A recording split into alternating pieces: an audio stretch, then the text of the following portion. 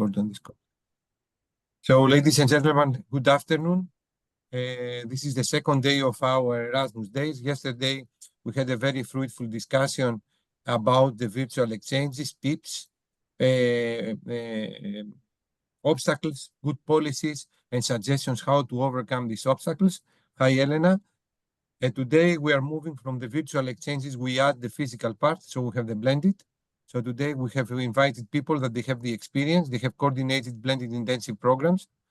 And this is what they are going to share with us. The next, I will say, 1 hour and a half, 10 minutes each one of them, and 5 minutes for questions for each one of them in order to respond to any questions.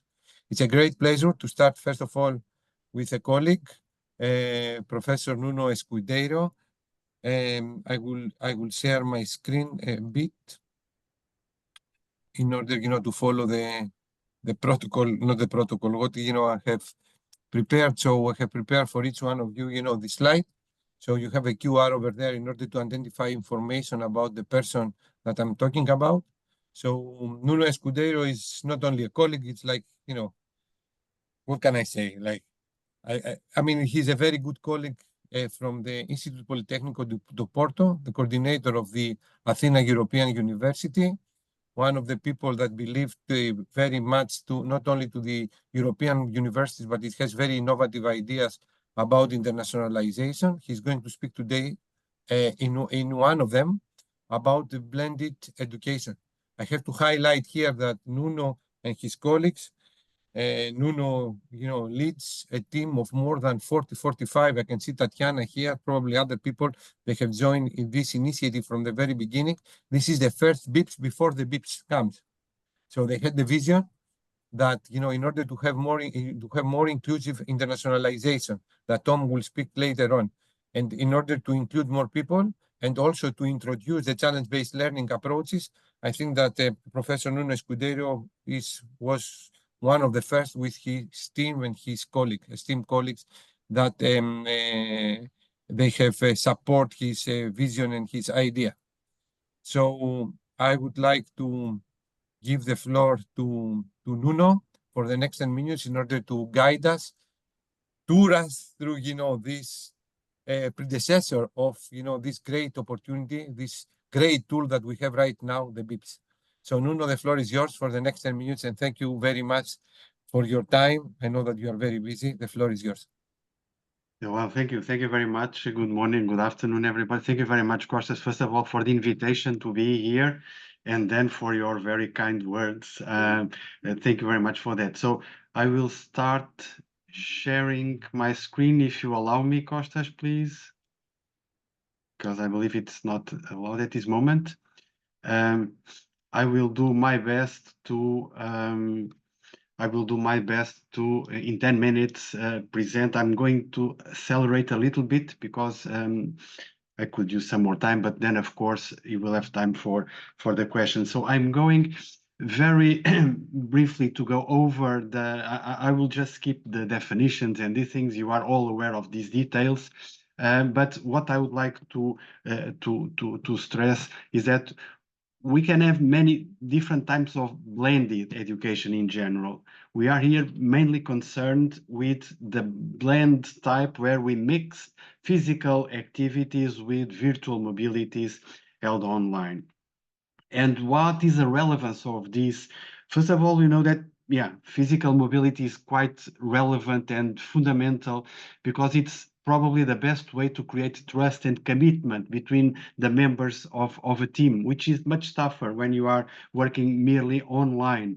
But physical mobility also is sometimes suffering from many barriers to mobility. I'm sure that you can identify many of these, and you have already faced many of your students willing to go on international mobility that are blocked from that possibility because of some of these barriers.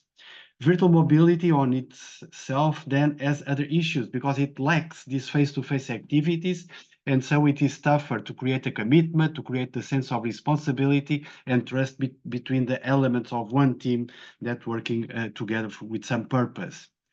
The benefit of blending these two types of education in a single academic activity, physical mobility and blended mobility is that one can overcome the flaws of the other. So with blended mobility, we can overcome all these barriers to mobility, but we are still creating bonds between the elements of the team because they will meet face to face for a certain time. There are other benefits that I will try to get to you to discuss with you in the next few minutes. So what were the motivations that led us to start working on this already in 2008? It was the first time when we start discussing these issues.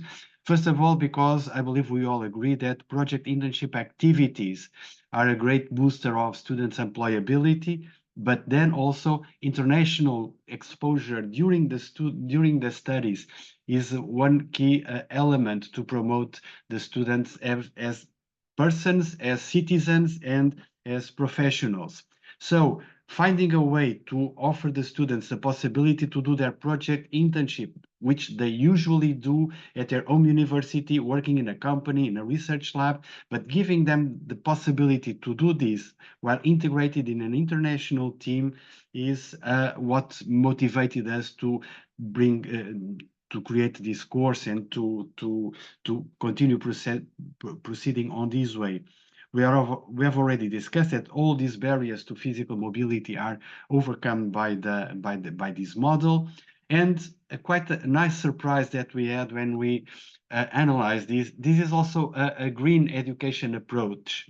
We did a survey back in 2018 or 2019, and we asked students that had done their Erasmus mobility, how many times do you travel home during your internship, during your mobility? And then we did the accountability for the number of travels that the students during our course need. And it was a surprise because our students have to travel 2 times during the course. It was a surprise to realize that, in fact, we can save 13% of carbon emissions with this in comparison to a standard Erasmus mobility. This was quite a surprise. We have a few motivations that I would like to share with you. So why blended? We call blended this course paradigm or this teaching paradigm. This, in fact, is a way I will now go into a little bit more detail right after this slide. This is an approach that is in effect promoting equal opportunities for all the students because of all those barriers that we are facing and that they might be facing, and that this approach is tearing down. This creates a unique opportunity for all the students to benefit from international contact during their studies, regardless of these barriers. It is an eco-friendly approach to mobility because of this study that highlighted this characteristic that was a surprise for us. You can easily adjust this model to any study field, and it is particularly suited to project course units. You don't have to change anything in your curricula. It's not a new course in terms of content. It's a new way of building your course, a new way of running your course, and because it is a resilient approach for education, as I will show in a few minutes. How is the course running? So the course is mainly oriented to promote employability of the students and to make sure that all our students can benefit from international experience during their studies, regardless of all these barriers that are preventing many of them to have this possibility. It's targeted for final year undergraduate students. Already had master students also doing the program, but mainly oriented to final year undergraduate students when they are doing their final internship. How does the project run? So first of all, we create teams of students coming from different countries and different study fields. Then the students get together during 1 week to get to know the challenge they have to solve. So we make a call to companies to propose challenges for the students, and the students during 4 months will develop a proof of concept. So first of all, the students meet together to know each other and to know the company and to discuss the company, what is the challenge in more detail. And during this week, the students organize themselves so that then they can work at a distance to develop their solution for the challenge, the proof of concept for the challenge that the company provided them, which they will do when they go home, and they will be during all the semester working at their home university, developing their part of the problem, their part of the solution. They are continuously working as a team using online tools, which is also good to develop another concern that is related to developing students' digital literacy. So for the students that are not coming from IT, this is also a good approach to benefit from this experience during 4 months using online tools to cooperate, to meet, to organize the resources and the product they are developing. After these 4 months, the students get together again, all together with the company in 1 more week to finalize what they have to do, to transfer what they have developed, the proof of concept, to the company, and to be assessed by the jury, which is usually made by the teachers that are supervising the students and also the company. In brief, the course is organized in 3 stages. First of all, we have a preparation stage where we send the call for the companies. We usually have a meeting in early September, which happened already months ago, more or less, for this edition of the course. Then we issue a call for the companies. The companies send us the challenges. We select the challenges that we believe are more interesting, and then we promote this in our universities to get the students. And then we go into the development phase when we start with a kickoff meeting, usually by the end of February, with everybody together in teams, multidisciplinary and international teams. We are together for a week. Then we move to our own universities. The students being supervised by their teachers are working together with their team members to develop a proof of concept. And then we move to the closure phase, where this another physical meeting, 5 more days, where the students are then being evaluated and finalizing what they have to do, the solution they have proposed to the company. We got caught by the COVID in 2019, 20, and 2020, 21. So these 2 course editions were the first that we are not fully faced. We did not have the opportunity to have these face-to-face meetings in full. In 2019, 2020, I remember in February 2020, I was in Ghent for the kickoff meeting, and this was the last the last travel I did before the COVID, because immediately after arriving home, we went lockdown, and it was not possible to travel for many months from there. So during this course edition, the final meeting was held online, fully online, and in 2021, all the meetings were held online. But when we talk about the resilience about this course, is that it was very easy to adapt to these new circumstances, and we managed to succeed in these 2 course editions as in the rest. And it was interesting to see that during the academic year of 2019-2020, most of the students that were on Erasmus Mobility in my institution and in other partner universities, they have canceled their mobility and returned back home, while ours managed to conclude the course without any issue. We are running this since 2008. It was when we started discussing the concept. Then we have been funded in some period. So we got the first LLP Multilateral Erasmus project in 2009 that covered the project for the initial 2 years. And then the project and the concept, the paradigm, the syllabus of the course has been evolving over and over. We are running this now already for 15 years. This is the 15th edition of the course. This was also the first year that we moved to Africa, so we have exported this concept to Africa, and we are running this course in Africa, focusing on agriculture, universities of agriculture. And the first edition of the course was concluded in July, this July, and we are now starting to plan to prepare a capacity building to move to Asia, because the main ambition of the course is not to have a course in Europe, is to have a course that is being ran worldwide with 56 universities being part of the consortia and creating teams with between 6 and 10 students that are applying to the challenges proposed by the companies that are more interesting from their point of view, and then creating this way, in a dynamic way, the teams. I will accelerate a little bit now, so we have information that you can find, and we have the tools to make this ambition a reality. We have the team. This is a number of universities that have participated until now, and companies on your right side. We have a set of resources, videos, books, a Wikipedia page on blended mobility was something that was created on one of these projects. And we will be very pleased to welcome you on board. So if you would like to join us, just send me an email or ask Costas to put in contact with me, because we'll be very pleased to have you with us on board. Thank you very much for your consideration.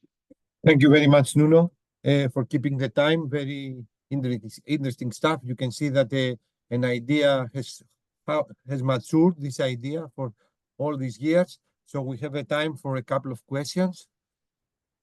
So I have one question, Nuno. How easy is to attract the attention of the companies in order to offer projects for the students? Because for them it's money, it's time, and depends, they need to build the trust with the students that they are involved, that they are going to implement the project. So can you give us some tips? What are the recipe in order to approach them? Well, in the beginning, it was not easy, but we got a very big help from IMEC. IMEC is a multinational research company based in Belgium, and they have a startup, an incubation center with many startups. So they gave us a very good push with their startups. And this somehow created this trust that you say. So the trust is more linked to the partners, because the companies do not know the students in advance. They trust that we will get the students that are more adequate and the competencies that are required for the challenges they are proposing. And in fact, currently at this stage, because as you have seen, this course needs resources. We need to pay for the travel for the students and the supervising teachers. And during sometimes along these 15 years, we had money from projects. During other times, we did not add that. So we started 5 or 6 years ago asking companies to pay a fee to be able to have this team of students developing a proof of concept for them. The concept is very attractive for the companies, because we are not talking about developing a proof of concept in 2 or 3 years. This is too long time for a company. The speed of the company is much faster than the speed of the university. And with this model, we can develop a proof of concept to have a team of 6 to 10 students and the supervising teachers developing a proof of concept for a company in 4 months. And this is very appealing for the company, and the companies are willing to pay this fee that we are charging now for the last 5 or 6 years. And this is helping us to support the travel of the students that come from the universities that do not have the funds to support the project. Thank you very much, Nuno. We have 2 questions from my colleagues, in the chat. So the first one comes from the Tom Peters. Tom and his university participate in the blended. You have some joint activities also within Africa. So his question is the following: how do you collaborate with African universities financially? Well, currently we are using funds from a capacity building. So we applied last year, and this is what we are running now. And we had a meeting just last week. We had a meeting here in Porto of this consortium, and one of the project started 1 year ago, so we have 2 more years to go. And one of the main concerns is exactly how to assure that in 3 years we will have the 4th edition of the course in Africa. How will this be financially sustainable? We are addressing all the possibilities that we can find. So we are trying to find funding resources, because in fact, we believe that it will not be easy at this stage to ask companies to pay this fee. We started doing this here in Europe after 10 years of running the course and showing some results. But we are giving we are focusing on projects that can be transferred to the local communities. In fact, we had 2 projects in Africa this year, 2 challenges, and one of them is already generating a spin-off. We are at this fact, in fact, running, trying to find funds to support one of the teams that has a very good idea related to the processing and utilization of the waste of pig farms and chicken farms, and this is something that can be very relevant. And we are, in fact, we are in cooperation with RUFORUM. RUFORUM is a very big association in Africa with more than 170 universities, all linked to agriculture, and we are working with them to find these resources. Thank you. So your projects, they should have social impact in order to attract the attention or the motivation and the interest of the stakeholders locally. Yes, and also to give the students the opportunity to create their own business from this idea, from this Excellent. moment. And we have a final question. If you have more questions, please type to Nuno, through the chat. The question comes from a colleague from Ukraine, partner in the Athena, Professor Juliana. Where is it? She was here. How are the challenges selected to ensure they align with the learning outcome and competencies of all students given the diversity of their backgrounds? So how do you adapt the different knowledge level of students and the different backgrounds that the students are coming from in order to address the projects that probably they have been addressed to them, they have been appointed to them? Yeah. So we do a meeting with the once we have all the challenges with us, we will have a meeting. This year, the meeting will be on the 6th of November. And the teachers of the partner universities get together and say, okay, this year I can bring students from IT, from marketing, from hospitality, wherever. There are many different, so I can address these competencies. We first do a scan of the proposals, and we try to identify, and we talk with the companies, which competencies are required to develop a proof of concept for that challenge. And then we find internally the team, the faculties, the students that are mastering these competencies, and we invite students from these faculties, from these degrees. This is the way we usually go. Excellent. So write me on the chat, how do you motivate your students? Because I don't have time now to wait for your answer, and this is my question. Thank you, Nuno, very much. I think I will jump now to Irini Dimou, Professor Irini Dimou Tom, and then you will follow. Thank you very, very much. Thank you, Tom. Thank you, everybody. And we did not ask for his approval. He just Yes, but I'm polite still. So let me give some information about our colleague. Irini is, as you can see, she's an associate professor in the Department of Business Administration and Tourism. She was the head. She's the head. I'm scared when I'm describing the title of your department, Irini. She's going to speak. She was one of the first that directed a BIP through the Hellenic Mediterranean University. The title of her BIP was Corporate Sustainability Management Meta-Analysis Scientific Studies. So the floor is yours, Irini, for the next 10 minutes in order, to share with us your experience, the challenges, how you will continue this BIP, how did you integrate this BIP within the standard curriculum. The floor is yours. Thank you. Thank you very, very much. You need to make it full screen. Yes, I will. Thank you. Yeah. Okay. Give me a sec. Okay, so I hope that I have managed to incorporate everything in my presentation, everything that is important to you. Okay, if not, I'm open to any questions that will be helpful for you for the future. So thank you for the invitation. As Costa said, I'm Irini Dimou. I'm associate professor at the Department of Business Administration and Tourism.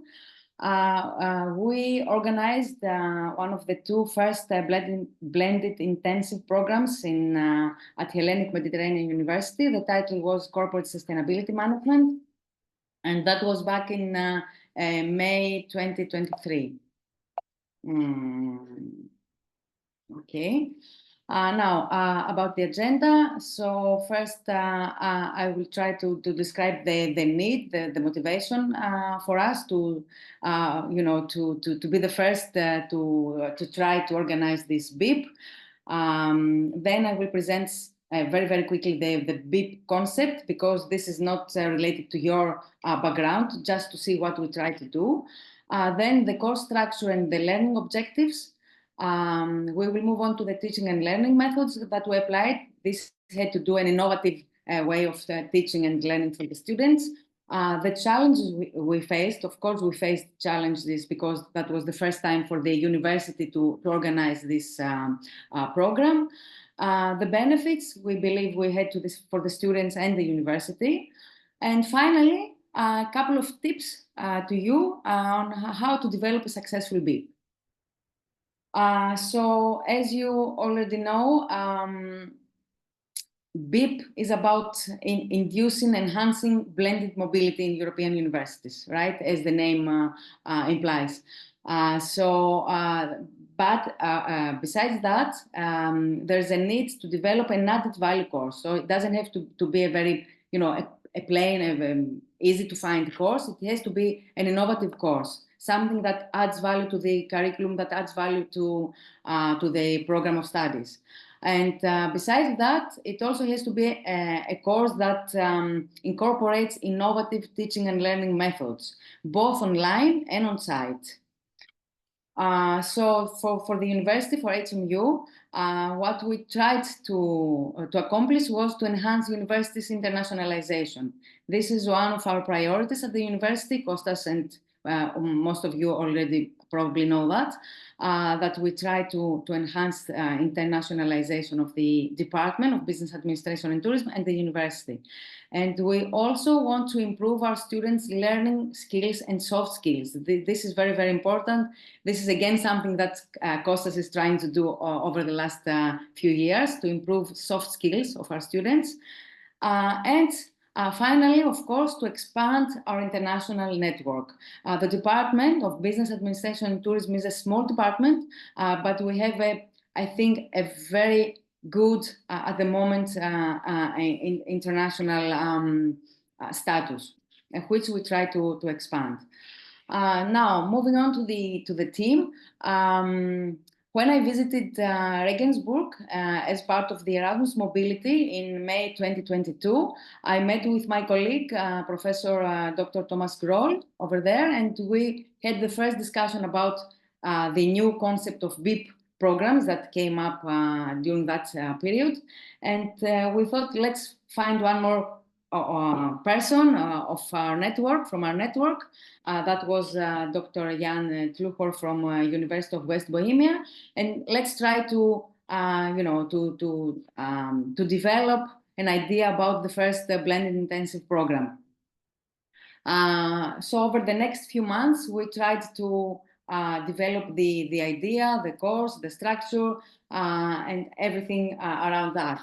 The thematic area, was about sustainability and ESG. You probably know that ESG is about environmental, social, and governmental issues. So the idea was to develop a new course that was related not in general to sustainability, but related to environmental, social, and governmental indices that are incorporated in within the concept of sustainability. And of course, we had to incorporate innovative ways of teaching and learning in this project. So the main topics in our course are the three that you can see in the slide. How can organization best manage risks and opportunities while pursuing sustainable objectives? How can environmental, social, and governmental matters be brought together? And how we can best include employees and customers in this path. Now, about the development process, because after we finalized the idea, the concept of the course, we had to move on to the actual development of this course. So the first step was to sign bilateral agreements among the three universities. Then to develop the particular course objectives and the very detailed course outline, to identify the lecturers that we give the online lectures to the students, and the guest lecturers that will participate in the on-site part of the course. To develop online and on-site activities, which is very important. If we're talking about innovative ways of teaching and learning, we have to incorporate various activities in both online and on-site part of the course. Then we moved on to the announcement of the course to our students. So we had to advertise the course. To incorporate the course in the program of studies, of course. I will mention that a bit later. And the difficult part, to recruit students. This is very easy when it comes to students that have to travel to the host university, but it's not very easy when we are trying to recruit students in the home university, because it's not easy for them to identify the benefit. They don't travel, you know. Now, about the course structure and the duration, we had the online phase, which lasted 1.5 months, 6 weeks. We had a 4-hour meeting every Thursday from mid-March to the end of April of 2023. And then we moved on to the face-to-face part of the course, which took place over the week from the 3rd to the 9th of May 2023 here at the Heraklion campus. We assigned 5 ECTS to this course because it was indeed a very intensive and a demanding course. As regards to the participation, we managed to recruit 28 students. 6 of those students came from our department, and 11 students from Germany, and another 11 students from the Czech Republic. And we also had 6 instructors, lecturers, 2 from each university.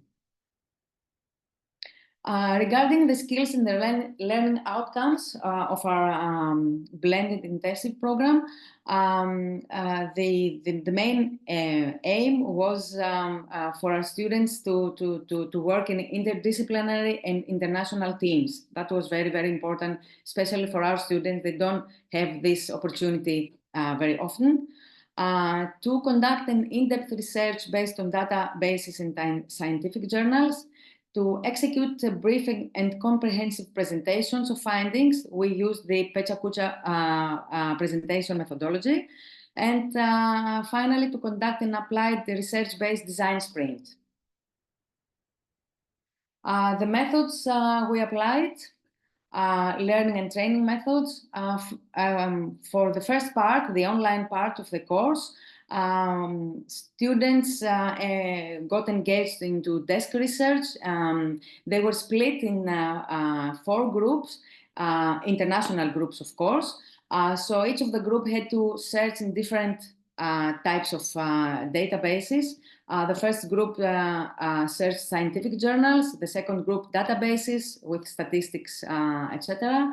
The third group case studies and best practices, and the fourth group they searched associations and consultancies and reports they could find over there. Of course, they worked in teams, and at the end of each week, they had to present individual and or group presentations on what they had found over the week that had passed. When it comes to the on-site, face-to-face phase of the program, the students had 1 week over which they performed a design sprint. The idea was to produce and test the prototype. And at the end of this week, they presented their project, their prototype, using a Pecha-Kucha presentation. I don't know if you are familiar with this methodology. It is a presentation that has to be done very, very quickly. in a couple of minutes you have to present what you have done over the last week. And of course, in the on-site phase, we incorporated field trips. Yes, we did face challenges. The most important to me were the bureaucratic issues that we had to handle and to cope with. Funding, because, okay, they do get funding, Erasmus funding, but it's not enough in some cases. Fortunately, the Regensburg municipality, they had also contributed to the funding of the German students. We had to pay hotels, etc., in advance, which again was an issue. To organize and to finance field trips. Another important challenge that we faced during the on-site part of the program was the teamwork and the group work, because for students it wasn't very easy to cooperate in international teams. Of course, this was the aim, and this is what we had to accomplish, but it wasn't easy. And the last challenge to us was to recruit Greek students, because they hesitate to communicate and to collaborate with international students. They didn't have the motive of traveling abroad. So it was a bit difficult, but I think that we did well, and you will have the chance to listen to Katerina later and to see how they feel about this experience.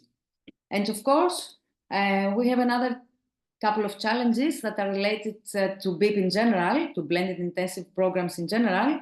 It's about the difficulty to spread the idea of blended programs of virtual mobility to Greek, among the Greek community, academia. But okay, I think that we can do it. We should make the BIPs more attractive to universities, students, colleagues, etc. Now, a couple of tips on how to develop a successful blended intensive program. First of all, use an existing partner, an existing network. I was lucky to have Thomas with me in this project. We used to work with Thomas, a long time ago. So it's very important to develop a BIP with a person that you feel comfortable with. Have a clear course outline and secure instructors' participation. So have your colleagues, engage your colleagues, ask them to commit. It's very, very important to secure instructors' participation in the program. Offer field trips, extracurricular activities, any type of activities that would motivate students to participate. Of course, give a significant number of ECTS, at least 4. I would suggest 5 or 6, because again, this is an incentive to the students. And ask for support, whoever can help, colleagues, the IRO office. I was very lucky to have colleagues with me, both at the department and at the International Relations Office, that they really, really contributed and helped me a lot. And last, the contribution to internationalization. Of course, BIPs, as any other Erasmus programs, help universities to expand international network. This helps later on students and staff to engage to more further mobilities with colleagues and other students. It gives opportunities to develop joint projects in the future. For the students and for staff, it's very important because it enhances internationalization skills, intercultural skills, very, very important. And of course, to us, to academic staff, it helps us improve our teaching skills and teaching methods.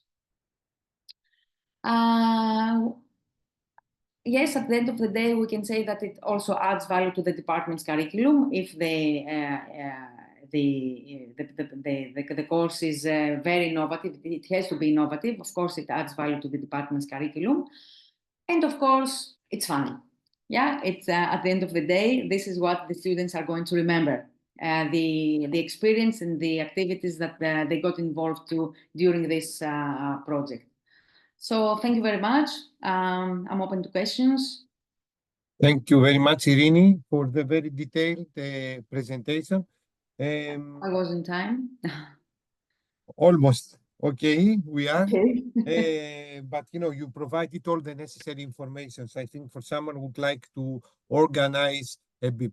We have time for one question, and the question just arrived from Nuno Escudero. Have you analyzed? Oh, just a moment, because have you analyzed that is the best moment to have the on-site activities, having this phase at the end of the courses you do, or at the beginning to promote team building that might then help during the online phase? So the question is like, when is the most appropriate time to organize the online, the face-to-face activity? I think that this depends also to the course, how the course is structured. In our case, I cannot see how the opposite could happen. I mean, the structure, the course was structured in a way that the online phase had to follow. I don't know. I think there are pros and cons in both cases. In our case, it worked. So I would suggest that you put the online phase at the end. But I'm not sure. I think it depends on the way that the course is structured. It depends on the course structure. It depends on the number of the triggering of the online events and the meetings that they will happen, how you organize the online events. There are a lot of parameters that you can build, this team spirit even online, but depends on the number and how do you structure these online events, in my opinion. But I think that the main issue regarding BIPs is like the culture of the academics. Like Irini, Ioannis took the responsibility and organized ones. It's not so easy to convince people within the university to do something beyond their standard, let's say, qualifications. And this is the main problem. This is contradictory with the research. You are doing research in order to innovate, but you don't innovate if someone is going to ask you, innovate in this way. So, I mean, that's why we need a good network and good teams. If you have a good but team, I mean, Irini, network, within the universities as well. I mean, you need motivated people, and this is something that is not straightforward. Irini, thank you very much for this very nice presentation. I think together with Nuno, we have, some, the puzzle starts to be completed, and I will give the floor to Tom Peters that so patiently, waits for us. Tom, the floor is yours for the next 5 minutes because I need to keep the time management now. So I think that you can Thank you, Tom, again. Tom, and then it's Ira, the next one. Okay. Tom, the floor is yours. Thank you. I will first Tom share my... is like, let me speak. Tom is like a colleague from AP, University of Applied Science in Antwerp. We organized with Tom the last, I will say, 2 years, particularly in collaboration with Manos Lourakis, a BIP, a very, I would say, very innovative BIP with a lot of structures, very nice projects that I think Manolis also will present later on. It combines, what Irini and what Nuno has presented. So Tom, now you have 3 minutes because I spoke for you another 2. The floor is yours. You already said everything, Costa, so it's easy. So good evening, everyone. I will present our blended intensive project. It's called Inclusive Internationalization. The name comes from the mind of Costa, so all the credits to him. But what does it mean? Inclusive internationalization. So regardless of culture, background, language, everyone can participate in our BIP. Right now, we have a consortium of 7 European universities and 3 African universities. And we also, like Nuno already also do, we include the African universities with fundings from capacity building Erasmus Plus projects. So we are able to give them the African students and African professors short mobility possibilities and join our BIPs. We also initiate inclusive challenges. I will present some of them later on. So we work with partners like Handicap International or Plan International, where we focus on diversity, equality, and inclusion. So we try to give students diverse perspective, and we try to give them global competences. So global competences, what does it mean? This means skills, knowledge, attitude. They need to interact and collaborate across different cultures. And this means they have to be empathic. Empathy is a very important skill they learn via project work, via working in different multicultural, multidisciplinary teams. Adaptability is a very important thing. Communication, they have to talk in English, they have to communicate all the time because they have online project work and they also have a physical week at the end of our BIP. And they have the ability to work in diverse teams. What do we do? For instance, one of our projects was we try to address complex societal and technological problems, and one of our projects was technology enhanced agriculture in East Africa. So in the middle, you see the team working with our stakeholders, Fiona and Geoffrey from Mooney University in Uganda. And the students, they presented it very well because they are not only tackling a technological problem, but they also try to find the answer on why we are doing it. And they presented very well in their final presentation because at the right side, you see a picture of the connectivity in Europe. Everything is connected in Europe. And then below, you see the situation in Africa, so almost no connectivity. So they were thinking about a problem to monitor the agriculture in the East African region. So we provide them with the infrastructure, we give them antennas, we give them gateways, and during the BIP, our students, and these were students of Portugal, Greece students, African students, worked on a prototype, you see on the left side, to monitor weeds. And they were able to connect through our network to the infrastructure we installed there. So we could start monitoring and, well, in the next phase, we could do some predictions and to give to monitor how the agricultural situation in the fields are. Another project we had 2 years ago. We worked with the Multiple Sclerosis Center in Brussels and in Porto. And they give the challenge to our students to stimulate physical activities. And in the pictures, you see some final results. You see that how they did do the final presentation. They do it real life with virtual reality. But on the right picture below, you see the team who was working on this project, and in the middle, you see Paula. Paula was a multiple sclerosis patient, and she also joined us during the physical week of the BIP. So it gives an extra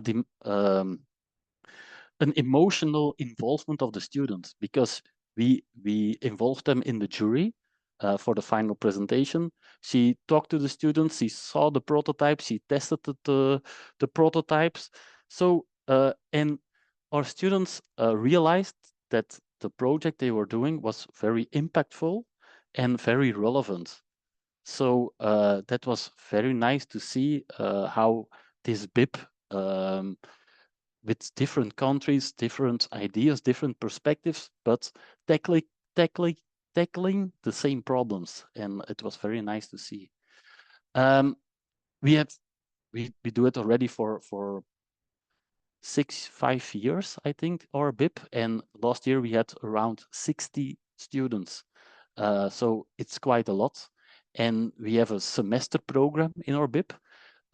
So we need to give structure to our program, and we are using the design thinking methodology.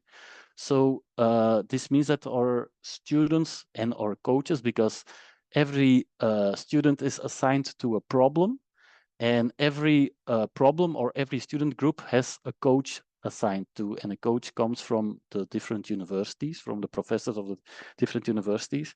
And yeah, we have actually 4 milestones during the semester. We have and the milestones you can it's the milestones of the design thinking principle. So you have the empathy. Students think about who are our customers, why we are doing it. Then there is a define phase. They have to define how might we find a solution for the problem. Then there is an idea phase where they have a lot of ideas they can go for. And then there is the prototyping, development, and testing phase where they really work on the projects. And at the end of our BIP, there is the physical week where students and coaches come together physically. They work a whole week on the prototypes and they present the final results. We see that the physical week is fantastic for the students because although youngsters are all the time connected and online, but if they have to do work online, it's always much more difficult. And if they see each other in real life, it's amazing what they can realize. Some challenges what we see is yeah, a lot of students have the just do it method, and in my opinion, and I see it in real life, this approach leads to chaos. So every student team has a coach assigned to, and the main task of the coach is give organization and structure to the team. Also, when you're working with different universities across Europe and Africa, there is an agenda mismatch. So we have teams of 6 students, we have a coach, and they have to schedule online meetings all the time. So it's very difficult to find the right time. And it's very easy to solve because you as a coach, you have to be very strict and you have to schedule the meeting, and everyone is almost obligated to join the meeting. What also is a challenge, because we start with the virtual kickoff week, so students don't see each other physically, but virtually. And in my opinion, online group dynamics is very difficult. So I'm still looking for the right answer, how to make a team out of the students when they start working on the blended intensive project, so that they get to know each other much better after the virtual kickoff week. So I'm looking for tools for games or whatever, that they get to know each other much better. And I also mentioned internet infrastructure, because we also have the challenge that we include East African universities nowadays. And yeah, internet is not as good as in Europe. So it's a real challenge. But it's okay that students learn that there are different cultures, that there are different problems, and that they have to understand that that the situation in Africa is different than the situation in Europe, for instance. So let me end with some key reasons to step into our BIP, real world relevance and real world challenges. I'm always very proud that I can work with NGOs like Plan International, Handicap International. The students work effectively with others with diverse perspectives and diverse backgrounds. They learn to think outside the box, and they build an inclusive world. So nice words to end, but I really end with, I think so. Thank you very much, Tom. Oh, I'm sorry, Kostas. I really end with some student quotes. You play with so thank you very much for your attention. Thank you very much, Tom. Very nice and on-the-spot presentation. I will keep also some things that Irene has mentioned, pitch talks, like pedagogies or methodologies to apply for the students, co-funding by the local community. You mentioned design thinking approach. And I think probably Manolis will tell us probably how Scrum online can build teams even online. I think this is a good methodology that we should insist because gives, how can I say, insists on in the meeting and plays a plan for them in order to build the habit. But any other? Do we have any questions? Because I have one question for Tom. Let me check first. The chat. So there's a question from my colleague Samia from Israel. Did this course have long-term effects, future collaboration on research or ideas? Yeah, we work together. Well, last year we started working with the East African University, so we set up infrastructure. So it means a sustainable collaboration between the BIP and the African universities. We also try to work very sustainable with the NGOs like Plan International and Handicap International, where we collaborate mainly on ideas and not really on research. We try to always be applied in the BIP. Thank you, Tom. And I would like in the chat to write me, how do you select the team? The size, the characters, the role of the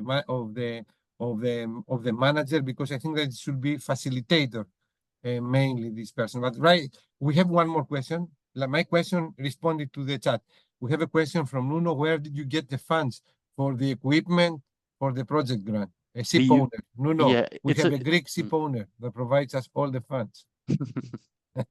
No, it's a very good question. But if we like for the equipment for the African universities, we use from other capacity building projects where we can have the equipment.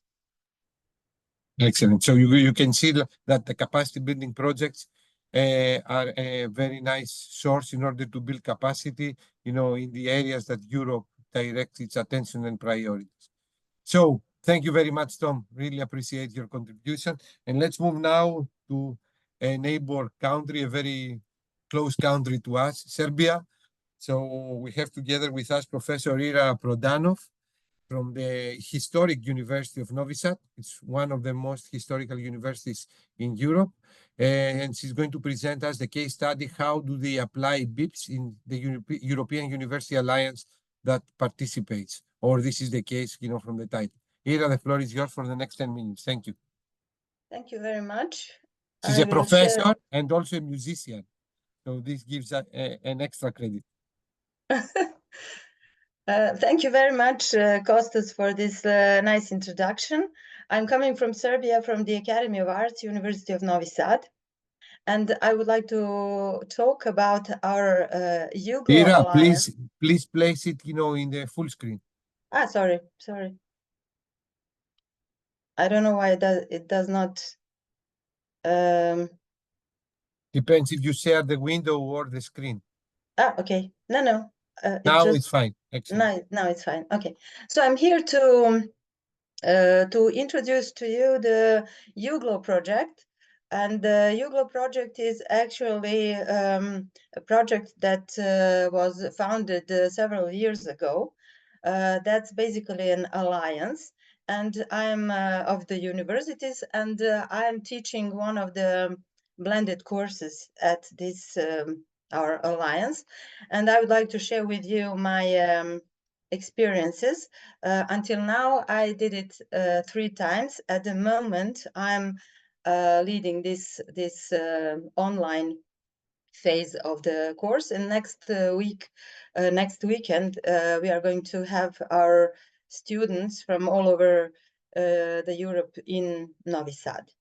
So basically my idea, and I'm totally convinced that we are doing these blended courses, programs, and everything because we see that a long time ago we have seen that we have to change the type of our lecturing because the students are totally different. These are new generation, and especially I think that the accreditation process almost in every country, especially in Serbia, is so long and so stressful, that we need some, I would say, fresh air and, to clean air, so above the clouds, in order to make some experiments, some interdisciplinary courses that we can offer from the moment that we have idea. We can offer it, and that's the case with this UGLO project, or this UGLO Alliance. Twice in a year there are some calls, and then you can apply, and in several months you can, simply, if the course is regarded as a, like a useful one, or a good one, then you can simply start to teach. And that's the procedure is really very short, and I did it last year, and from the moment I applied, I started to work. As you see on the slide, there are 9 universities from all over Europe, from Germany, from Porto, from Portugal, from Norway, and you see the other countries. And the idea is to support the European global health, but also the, health in global. And that does not mean that I'm, as a professor at the Music Academy, cannot, join the project, because health is everything. I can teach, anything connected with art, and that is good for the health. So we don't have just some, medical courses, or anything connected with health, directly physical health, but also, like a psychological idea of health. And health is, basically connected with everything. So the UGLO project is for healthier and more resilient world, as you see. And now about my course. The course is, the title is Communication and Presentation Skills in the Professional Environment.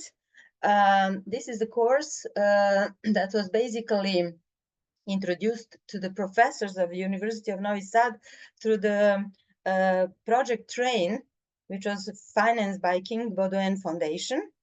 And now, when we started to be the part of this alliance, we agreed that the course that we once had would be very suitable for this alliance. So my course is, generally speaking, focused on soft skills, on communication. And I'm apart from this course, I'm teaching that lawyers and the members of different institutions. So my course is organized in order to attract students from different cultures. And we open the call. And when we, I had last time, I had more than 60 application forms, and the other, last year there was 120. And my problem was how to choose who could come. And therefore I invented, or introduced, this motivation letter.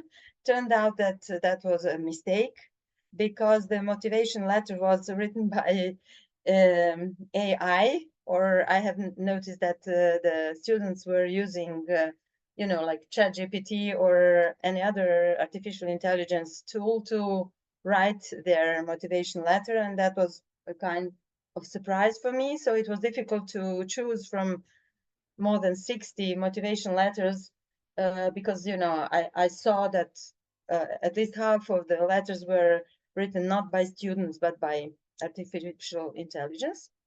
Never mind. Then now I have 20 students, and I'm teaching them topics like public speech, types of delivery, nonverbal communication. Also, a very important aspect of my course is communication with persons with special needs, and I talk about universal design. The agenda of the course is, of course, it's the blended course. I teach 2 Saturdays from 10 a.m. to 2 p.m.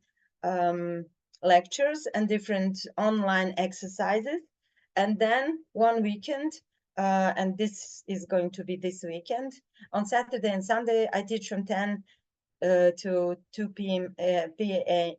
p.m. on site. So I'm going to see my students on Saturday and Sunday this week. We are the host universities. And on site, we will also have some lectures, but also a lot of group work and exercises that I think that will improve their communication and presentation skills. You see this picture. We also have some additional events apart from lecturing and these exercises, and that is our joint dinner, and then I'm organizing some concerts, and then they can, visit Novi Sad. I'm taking them to see some galleries, our synagogue, town center, and so on. So it's not just that we are just learning and working, but also we are trying to have fun. The challenges, apart from that moment of ChatGPT, is that I don't think that students know why are they applying, because when I ask them, could you grade yourself or evaluate your communication skills from 1 to 5, 5 is the best, they all say 5.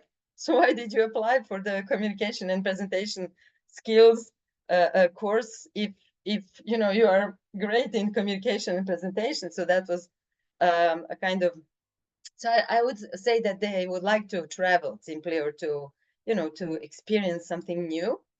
Other challenges are different level of English language for the students. So there are some students that are perfect in English, and they are simply sometimes not so friendly when they hear that somebody is, let's say, from Africa or from Sri Lanka or any other part of the world where English language is not so often used. So I have difficulties with that, and I'm trying to convince them that the level of their English is not it's not the guarantee that you will be great in communication. Also, I have noticed a different idea of responsibility, also that varies from group to group, but I would say that the students with higher standards, they are not so responsible, at least I would say so, not responsible as those who are, let's say, from third countries. But that's just my impression. If we start at 10, they will come at 10:30. They went, like they had a party last night or whatever, so they are simply late, and that they don't see any kind of problem, although my lecture started already, and so on. I would say also that my first 2 days are online, so it's a complex cultural environment, and I have all like, we have to agree at the beginning how will they call me, because there are countries like in Sweden or in I don't know, Netherlands, that they're calling each other just by names, and then in our country we are a bit conservative country, and then we say Professor Provadanov, and then I allow them to call me Professor Ira in order to be like to make a kind of equilibrium between Ira and Professor, especially because the course is about communication, and I need to make a great atmosphere. I would say that while online lecturing, I'm, giving 10 times more energy into these lectures than on site, because you need to make the atmosphere online more live, or to add some dynamics more than on site, because on site you are talking with your voice, your head, and with your whole body, but as you see, you are observing just my head, so it's complicated to teach communication and presentation skills online. Also, at the end, when they are here, I'm making with them a rap song about communication and presentation skills. So I give them the opportunity to make some verses, and then I offer them an instrumental rap version, and then we sing. So I think that the music can, strongly connect and communicate between these young people. But I'm also very I'm cautious with the text of the rap song, because when there is a like a verse, thanks God we met, and then I say, who does not want to say the word God, he doesn't have to say it, because we have to be very now to be careful with those things, also with making photographs, because some of my sessions should be recorded, and some have something against that, and we analyze these recordings, etc. So at the end, as you see, we were dancing and rapping, and it was a great atmosphere. But with different groups, you have different cultures, and you have to give your best and more than your best to make this course successful. And the next step is that I included one colleague from the University of Szeged. So next time we will do this course together. She's from Hungary, and then we will combine our online lectures, and then she will come to Novi Sad at the end of the course. So this is all from me. If you have some additional questions, or you can write me an email, or ask me a question now. Thank you very much, Ira, for the presentation. I have one question. Is this course accredited within the Alliance? Or yes, it is. So how many partners do they participate in this? All the partners. For all the courses in UGLO Alliance.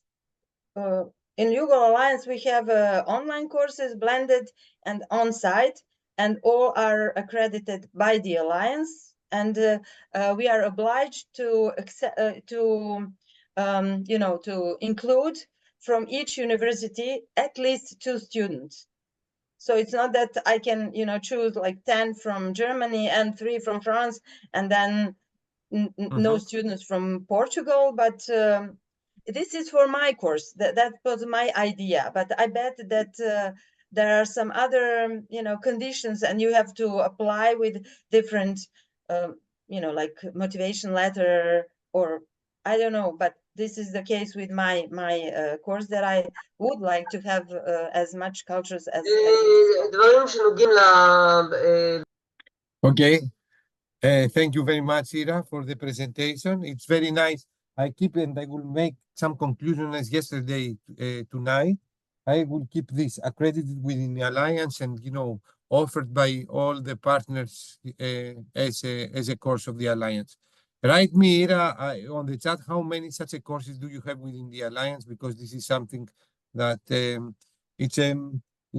it works like it's a good example. So now I would like to give the floor to Agnieszka from UPP, from the University Biela Piasko in Poland. The floor is yours, Agnieszka. Agnieszka is like an academic in this university. She is driving a lot of international activities. She's a very good partner of us. She participates in all BIPs international weeks that we are doing. She's going to organize one also in Poland very soon. And the floor is yours, Agnieszka. Thank you, Kostas. Good morning, good afternoon, everyone. So very shortly, I would like to share with you a bit more individual and personal point of view when it comes to the blended intensive program. We've already know that when it comes to the blended intensive program, we have virtual and on-site sessions. And when Kostas wrote that today we will talk about BIPs, I had 3 thoughts in my mind when it comes to the lesson, especially for our students that also attend our meeting. So first of all, the lesson 1, I visited Hellenic Mediterranean University in September 2022, the first time, and I was extremely impressed of the atmosphere of the among of participants.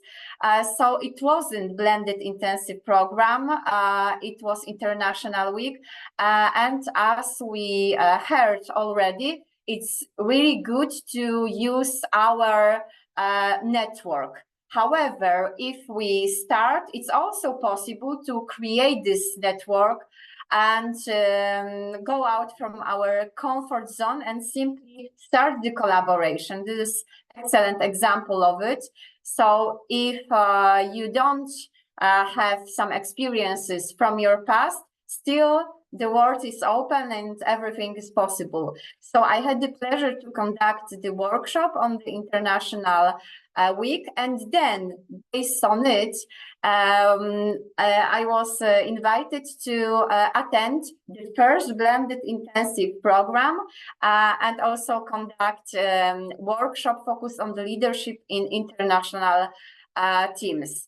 And very shortly, I would like to share with you short story about the Katarina and Agnieszka, students from Portugal and from Poland. Katarina and Agnieszka, they work together in the group during the morning session, morning workshop on Monday, and I decided to share with you this story because when I was driving home from the first BIP from the airport in Krakow, and I had my students on the board in my car. This student, Agnieszka, she was crying, and I asked Agnieszka, what's going on? And she said me, you know, professor, I'm so happy that I had this opportunity to meet Katarina, and imagine that we met the first time during the first workshop, and then we spent together the whole week. And when recently I asked them, is it possible to say a bit about this story? Of course, I heard the answer, yes, it would be great. We really believe that other students also can benefit BIPs. And what I was impressed the most, that Agnieszka wrote me, you know, still I have really good contact with other students from this BIP, still. And I think this is the best result of the BIP, that we really created the atmosphere to build relations. And exactly this is the first lesson from my personal point of view, that BIP is excellent lesson about international relations. Lesson 2, I guess part of you, maybe majority of you can recognize the picture. This is airport in Hania, and here too. So thanks to the European Union, we can go to different countries, and we can feel countries. We can get to know the countries, not only when it comes to the language, but even when it comes to the food or even the lifestyle. So the lesson number 2, from my personal point of view, it's a lesson about global living. The third lesson is about understanding. I mean that during our workshops, we were focused not only about better understanding of others, but also this is the time when we go abroad and we can ask ourselves, do I need to rest right now? Or maybe I want or need to do something else, something different. Maybe I need to go for a walk, or maybe I need to run, or maybe I need to swim right now.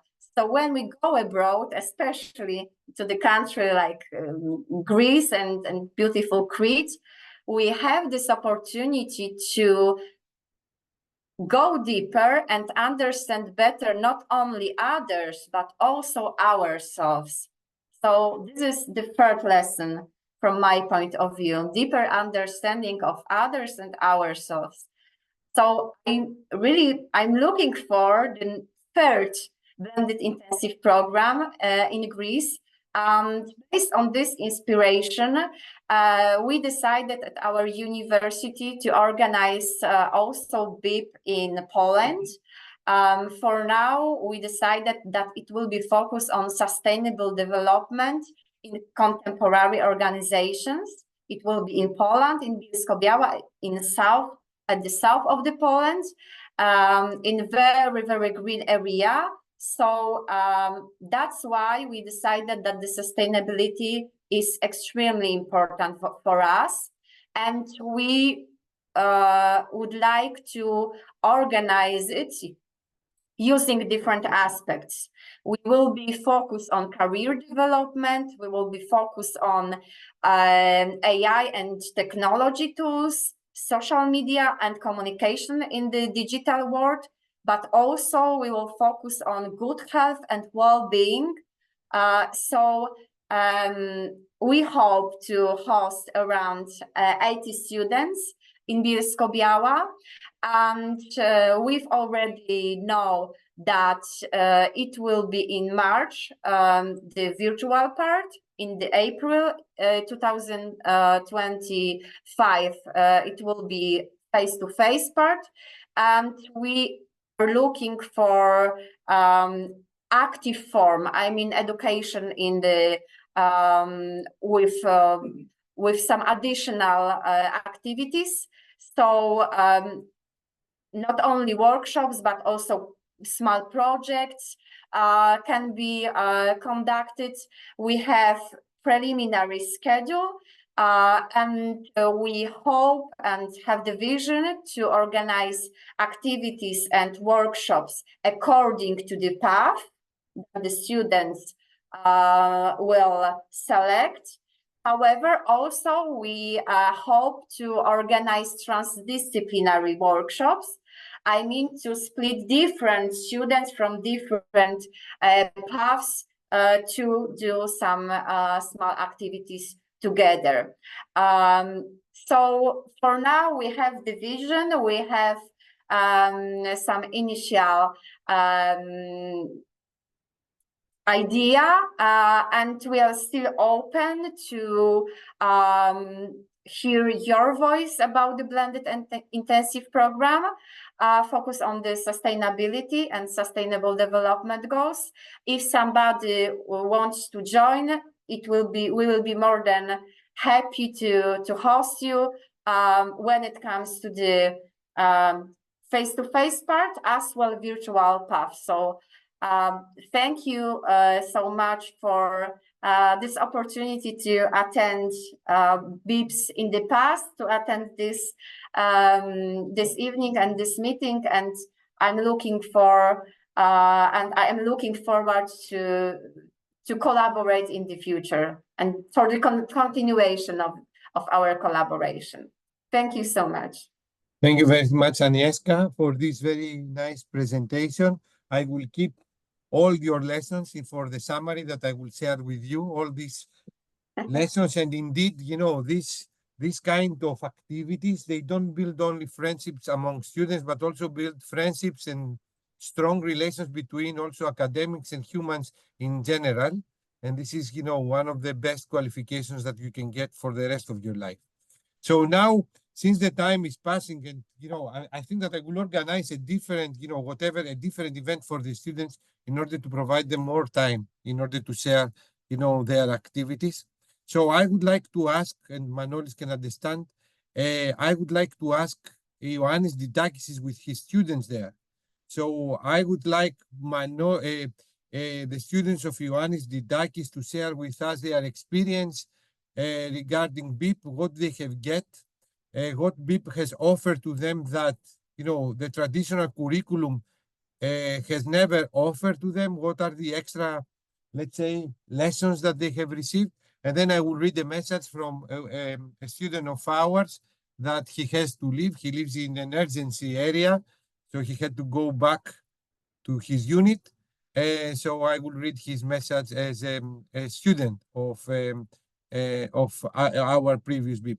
So Yannis, if you don't mind, and instead of listening your rich experience about BIP, can you be the host for the next 5 minutes in order to share, you know, the experiences of your students? And at the same, I will ask Manolis if our students are here in order to do the same. So I will split the next 10 minutes because of time restrictions in 2 parts, 5 minutes for Yannis students and another 5 minutes through Manolis Lourakis, a very close collaborator and colleague of mine in our case.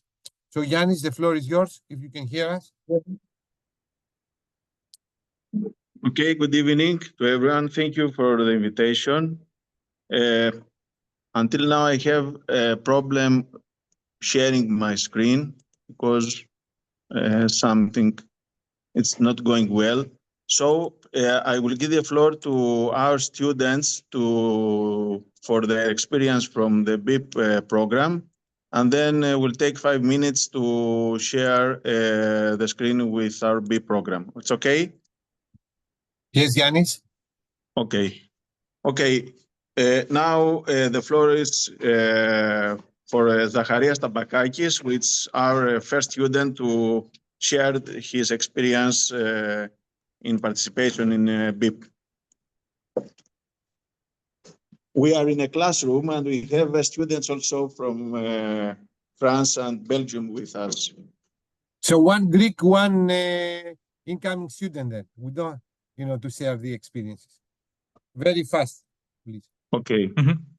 Okay. Hi, good evening from me. I'm Zacharias Tabakakis. I'm a mechanical engineer, and I work as an industrial designer. I graduated in Hellenic Mediterranean University, and I have participated in two BIP programs.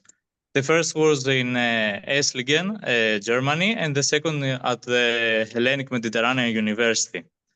Both experience gave me the chance to meet new people, learn about different cultures, and improve my skills. At the first BIP program in Germany, the field was about material science, and Esslingen was an amazing town and a really nice, about Hellenic Mediterranean University BIP. The field was about topology optimizations, and we work about interesting projects, which I joined a lot. In both programs, I made friends from different countries, and we learned a lot from each other. Overall, both experience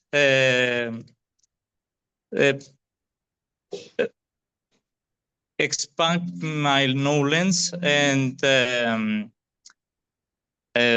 improve my skills personally and professionally. Thank you.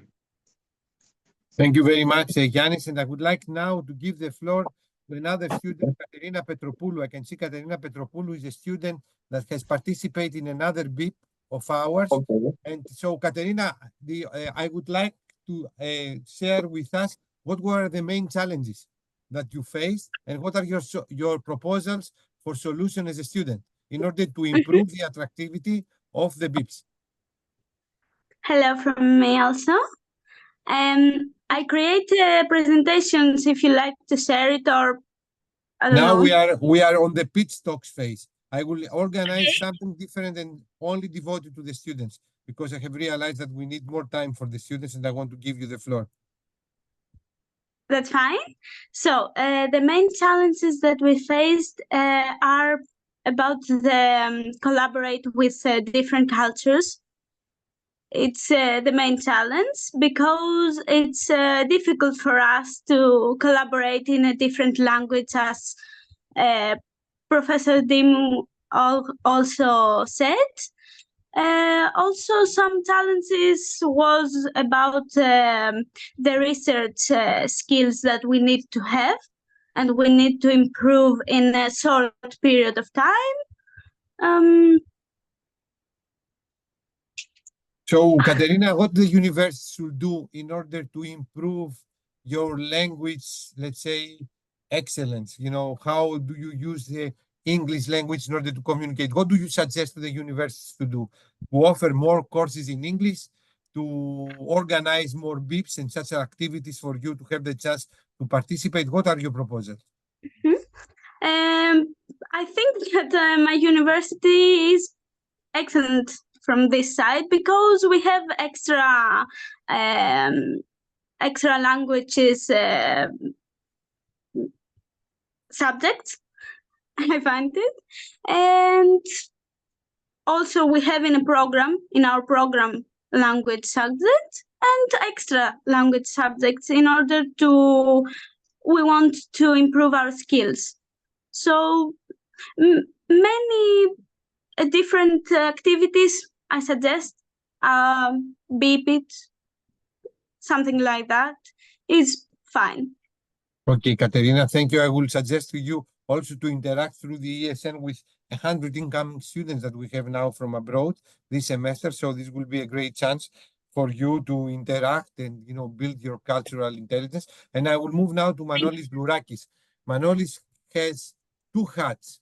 He was a PhD candidate, so he has participated as a student in a lot of summer schools that we have organized, you know, since 2000, I don't know now, 2015. I mean, am I right? And now Manol is a PhD candidate, and he's not only a student, he's very, I would say, he's taking the initiatives and he has managed students, you know, during such a BIPs. So Manolis, I would like to share us very fast your experience and the main benefits that you have got as a student participating in these international programs as a student, and then provide us the insights as a professor, as a teacher, as an academic. What kind of insights and what kind of benefits do you think our students are getting by participating in these BIPs or international schools or whatever? And then I will read the message from our student from Israel. Yeah. Thank you, Kostas. Thank you very much. As Kostas said, I'm Manolis Lourakis, PhD candidate under the supervision of my dear friend and colleague, Kostas. Thank you, Kostas, for that. Kostas was the first person that gave me the opportunity during my second bachelor in TI of Crete back then, now HMU, to participate in these multicultural, multinational events that he was organizing back then, starting from the Elbizier program.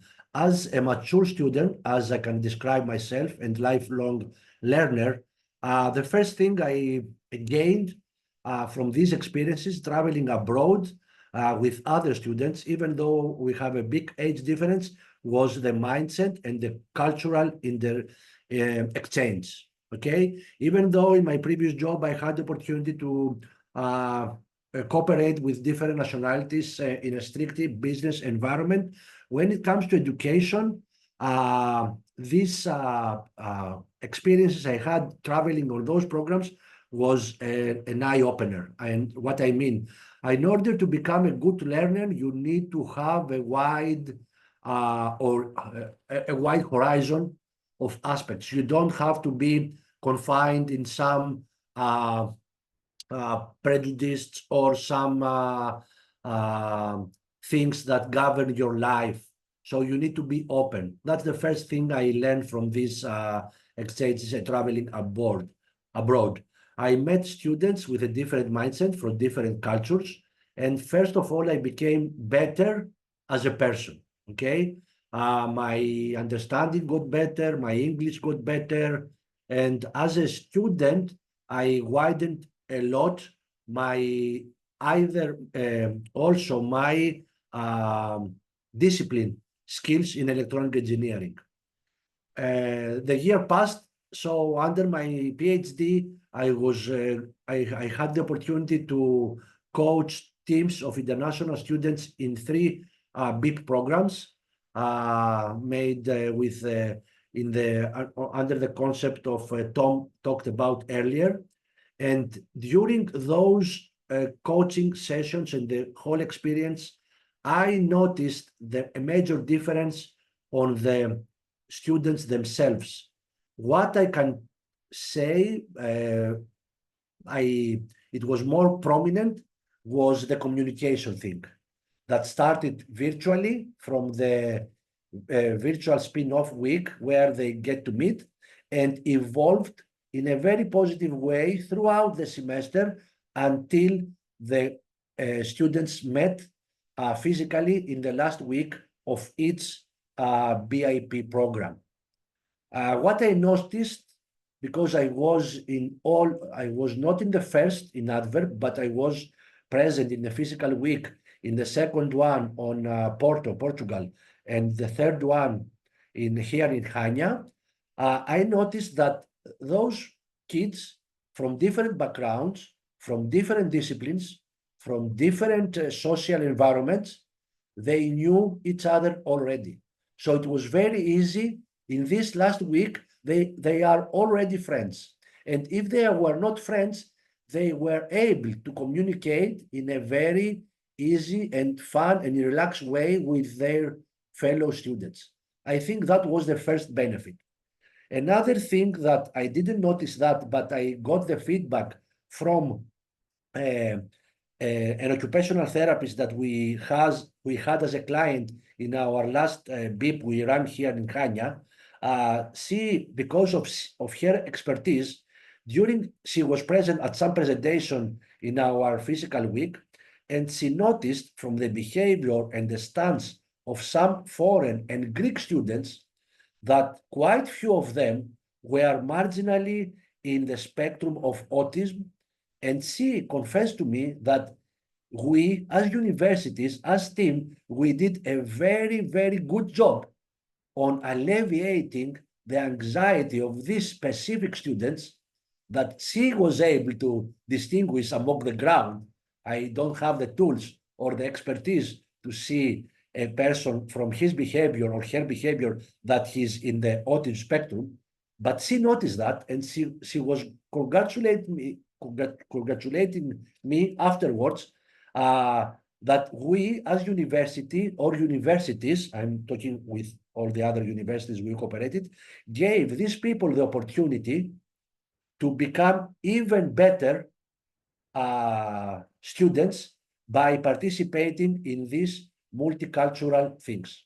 The last thing I would like to say, and I will wrap it up, is the way why I would like to say why I love these BIP programs. I love these BIP programs first as a learner because I learn a lot of stuff for myself, I mean, for my personal growth.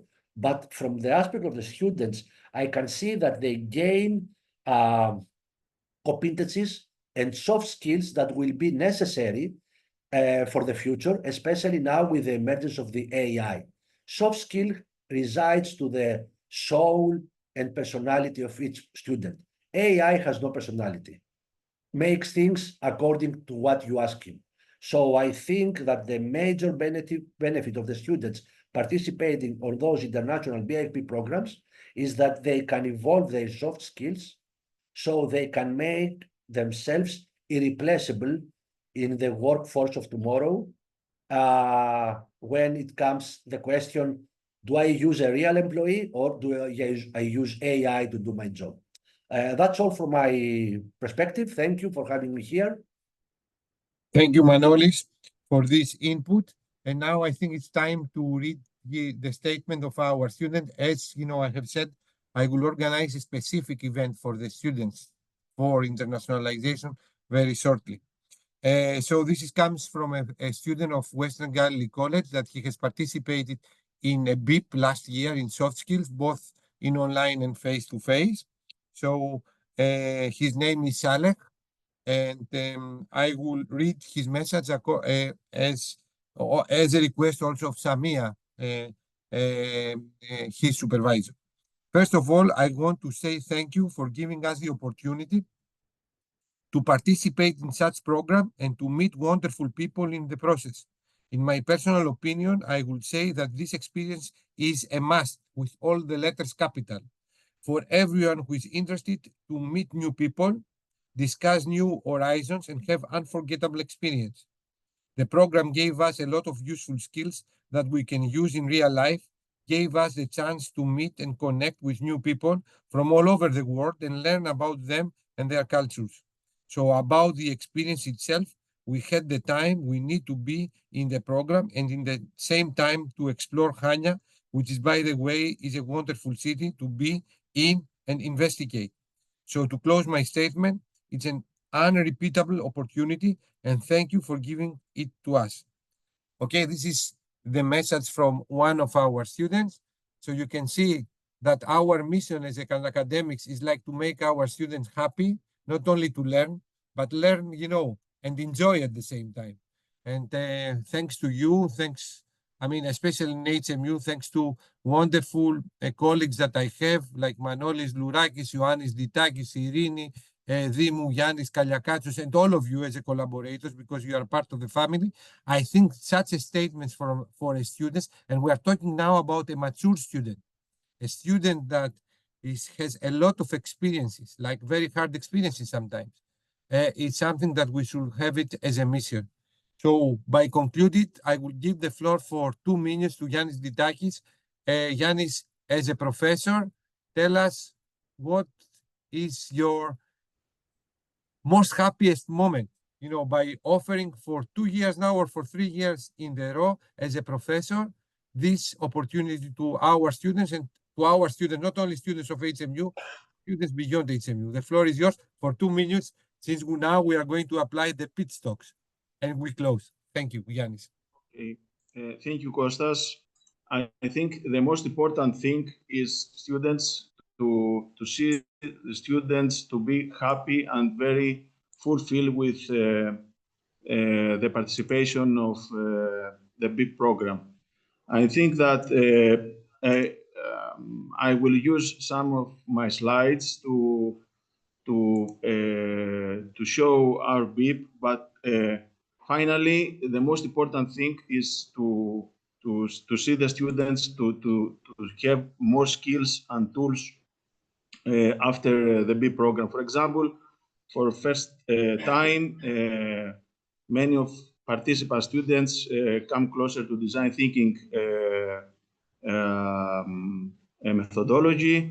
They try to design a new product from scratch to final product using design methodology for additive manufacturing, and also get some skills. So you see that students are get more familiar with modern technologies, with new technologies, and of course it's a great pleasure for us to have participants in our BIP programs for Essingen University, for Brno, for the National, for the University of Applied Science of Berlin, for HAPL and Frederick. And we think that we can continue to have great lectures in our BIP program, which organized annually each mid of September. We have guest lectures from HMU, from Technical University of Crete, from abroad, from University of Tirana. Also, we have a guest lecture for industry, from industries from USA, from Greek companies and others. We try to help students to increase their skills in design thinking, in prototypes, in tests. Here is some examples for what a lab work, from an idea to a final 3D printed part. So we work in a multinational teams. We use the facilities of HMU of Mechanical Engineering Department in order to print the final parts. And as I said before, the whole methodology from an idea to a sketch or a 3D modeling, and then complete a new model and product in a short period of 1 week. Of course, we have, it's very nice to see incoming and domestic students to get more experience visiting industrial companies here in Crete. And of course, we have all time for leisure, for dinners, to visit and to know more about the Minoan civilization and the history of Crete, and of course to know better our town here in Heraklion. That's all for me. Thank you for the invitation and for the time to present our activities. Yanis, thank you very much for your very nice messages. I will keep some conclusions as well following Yanis' presentation. A BIP is an excellent tool to collaborate with companies. We saw the exams of Tom Peters, of Manolis Rourakis, of Yanis Didakis, of Nuno Escudeiro. So it's a very nice tool in order to introduce this collaboration between universities and industry, and also an excellent tool in order to brand your university and the city. And this is very important to engage also stakeholders from the town hall or the state that the university locates in order to be engaged in the activities of BIPs, because all these young people that they are coming, probably they will come later on if they have a very good impression about how hospital the city is, because an incoming student does not come only to a university, comes to a city, comes to a country, and everything should work smoothly in order to encourage these people to come again. So with this, and I will write the conclusion.